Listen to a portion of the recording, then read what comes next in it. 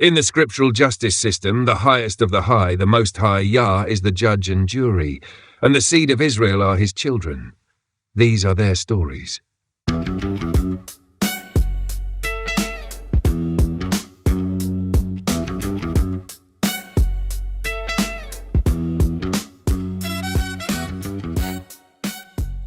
Yes, Europeans enslaved and forced labor everywhere, but that does not make everyone Israelites.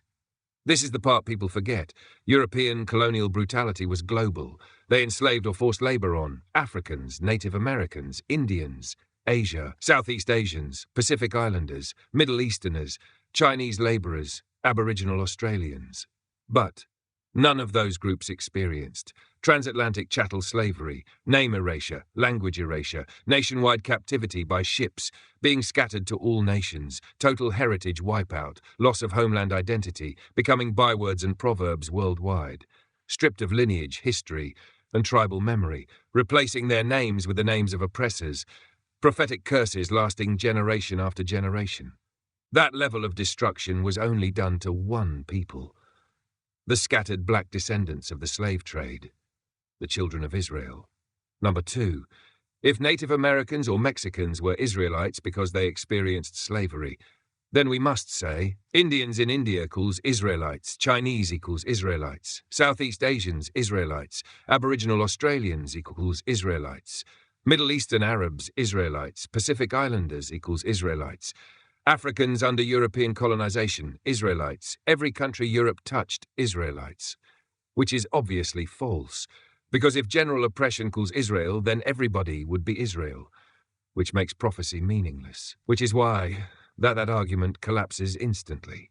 Deuteronomy 28 is not about general suffering, it's a specific bloodline curse package. Deuteronomy 28 is not a universal oppression prophecy. It is a covenant curse attached only to the seed of the children of Israel, the descendants of Jacob, Isaac, Abraham. Not Asians, Arabs, Europeans, Native Americans, Mexicans, Indians, Pacific Islanders, Aboriginal Australians, only the house of Israel. The curses were targeted, not global. Let's break down the specific marks. Number 4, the curses match only one people and miss everyone else. Curse number 1, slavery by ships, Deut. 28:68. No other colonized people were kidnapped from their homeland by the millions, shipped across an ocean, sold worldwide, with their homeland being on a different continent. Native Americans were enslaved, but on their own land. Chinese were indentured, but not shipped generationally. Indians were forced labor, but not globally shipped and renamed. Only the Black Atlantic scattered descendants were shipped. Curse number 2, a complete identity wipeout.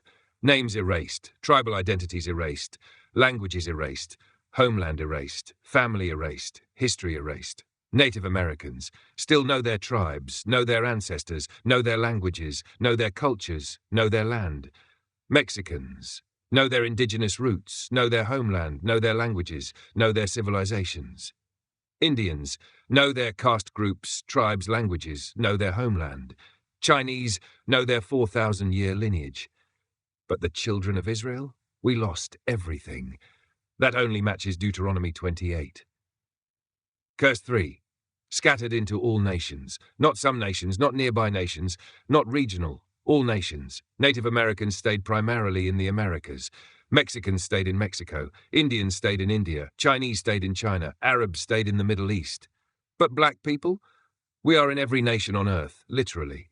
This is not opinion. It's prophecy. Curse number 4. No homeland, no sovereignty, no borders. Native Americans had homelands. Mexicans have homelands. Chinese have homelands. Indians have homelands. Pacific Islanders have homelands. Do black American descendants have a homeland?